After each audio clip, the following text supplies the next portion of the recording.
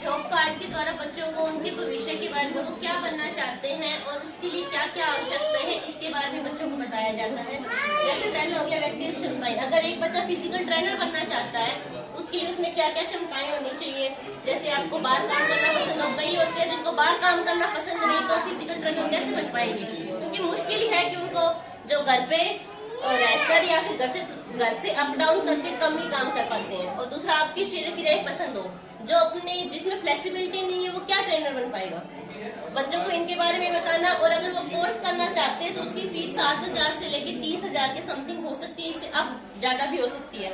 और उनके लिए उनका जरूरी है +2 पास भी होनी चाहिए और फिजिकल एजुकेशन का उनके पास डिप्लोमा भी होना चाहिए। और वो कहाँ से ये कर सकते हैं, वो सरकारी संस्थान होगी और निजी संस्थान होगी।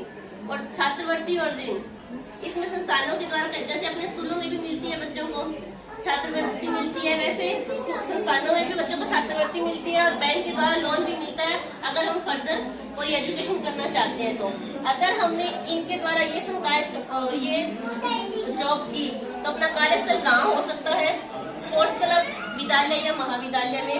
और अपनी सैलरी, जैसे अगर अपन नए है तो 6,000 से 10,000 रुपए मासिक आमदन, और अगर अनुभवी है तो अपनी आमदन 15,000 से 25,000 तक हो सकती है। 15 लिखते दोनों 25 है बड़े।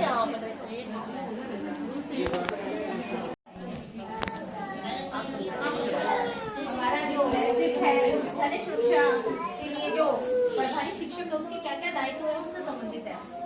तो इसमें विद्यालय के लिए जो प्रभारी शिक्षक का दायित्व है, सबसे पहले गरिमा पेटी की स्थापना की जाए विद्यालय में। तो विद्यालय जो अपनी शिकायत, विद्यालय के जो विद्यार्थी अपनी शिकायतें गरिमा पेटी में डालते हैं उनका समय समय पर निवारण करें, उन समस्याओं को समझे और उनसे बच्चों के हित में जो भी निवारण हो सके उसका निवारण करें। इसके साथ ही विद्यालय में चाइल्ड राइट क्लब की स्थापना की जाए और बच्चों को उनके अधिकार और उनकी सुरक्षा संबंधित नियमों की जानकारी दी जाए। और जो चाइल्ड राइट हेल्प जो नंबर है 1098, उससे भी बच्चों को अवगत किया जाए और बताया जाए उस नंबर के बारे में कि उस नंबर पे वो क्या क्या शिकायतें कर सकते हैं और किस तरह से उनका निवारण होता है, उसके बारे में जानकारी दी जाएगी। इसके साथ ही बच्चों को और अभिभावकों को ये जानकारी दी जाए कि विद्यालय के 100-200 मीटर के दायरे में धूम्रपान व नशा संबंधित गतिविधियों का न करें, क्योंकि इससे बच्चा उनको देखकर उन चीजों की तरफ जल्दी आकर्षित होता है, क्योंकि बच्चा बुराई की तरफ जल्दी आकर्षित होता है। तो इससे संबंधित जानकारी भी जो विद्यालय का जो प्रभारी शिक्षक है वो विद्यालय की सुरक्षा से इनसे संबंधित उनको अवगत कराए। इसके साथ ही आपदा जोखिम न्यूनीकरण के लिए जानकारी, जैसे जो भी समय समय पर जो भी आपदाएं आती रहती है तो बच्चों को उनके नियमों के बारे में पहले बता दिया जाए तो बच्चा उन जोखिमों से निकल सकता है। जैसे भूकंप है तो भूकंप के बचाव से संबंधित बच्चों को पहले बता दिया जाए कि भूकंप की घटना हुए तो उससे पहले हमें सबसे पहले घर से बाहर भाग के जाना चाहिए, या अगर हम इमारतों में रहते हैं तो कोने वाली जगह ढूंढे ताकि बच्चा कोने में जाके अपने बचाव कर सके।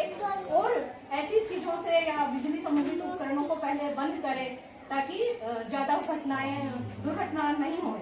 इसके साथ में ही हम बच्चों को बताएंगे सुरक्षा संबंधित कार्यों का संचालन, कि बच्चों को कौन कौन सी सुरक्षा देनी चाहिए। जैसे आज के जमाने में सबसे बड़ी समस्या है फोन वाली, कि बच्चा फोन पर बुरी चीजें देखता है, जैसे साइबर ठगी है तो बच्चा क्या गेम खेलता है उस पर, उस समय 2 के बीच में ही कुछ ऐसे लिंक्स आ जाते हैं कि वो उनको कहते हैं कि आप इसको क्लिक कीजिए तो आप इससे प्राइज जीतेंगे। तो उनको देख के वो उनके बारे में अगर हम उनको पहले से ही जानकारी दे दें तो वो इस ठगी से भी बच सकते हैं, अपने परिवार को ऐसी आपदा से भी बचा सकते हैं।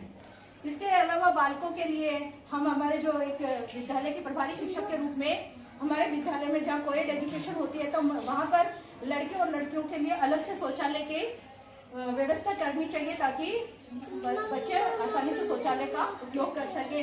साथ में उसकी साफ सफाई की तरफ भी ध्यान दें, क्योंकि उससे संबंधित जो भी बीमारियां होती है उनसे भी बच सके।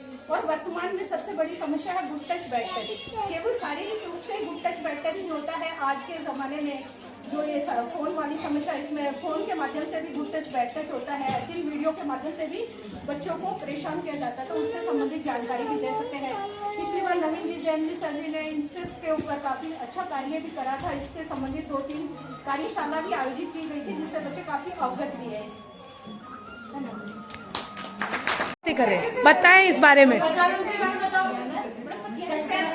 अंतर्गत बाल संसद का गठन होता है, उसके अंतर्गत हम एक प्रधानमंत्री बनाते हैं। मैम इधर की प्लीज दूर और जैसे कि प्रधानमंत्री है, जल एवं उद्यान मंत्री है, सुरक्षा मंत्री, खेल मंत्री और मंत्री बनाते हैं। जैसे प्रधानमंत्री जो होता है वो ये जो बाकी सारे मंत्री हैं इन सबके कार्यों का क्या रहता है, उल्लेख करेगा।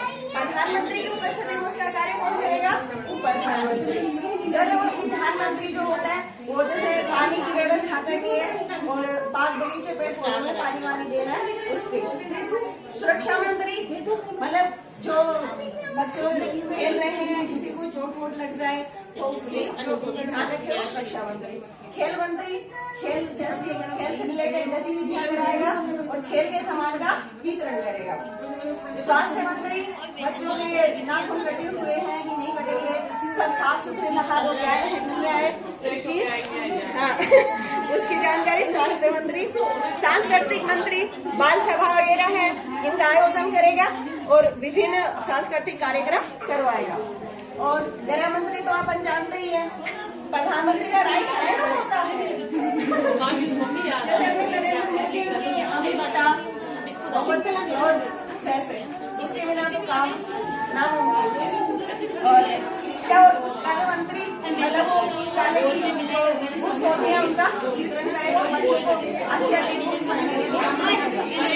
समझता मंत्री साफ सफाई, मध्याह्न भोजन मतलब खाना लंच में खाना खाते हैं उसमें मतलब निगरानी रखेगा। अनुशासन मंत्री बच्चों को मतलब अनुशासन में रहने के लिए प्रेरित करेगा। धन्यवाद।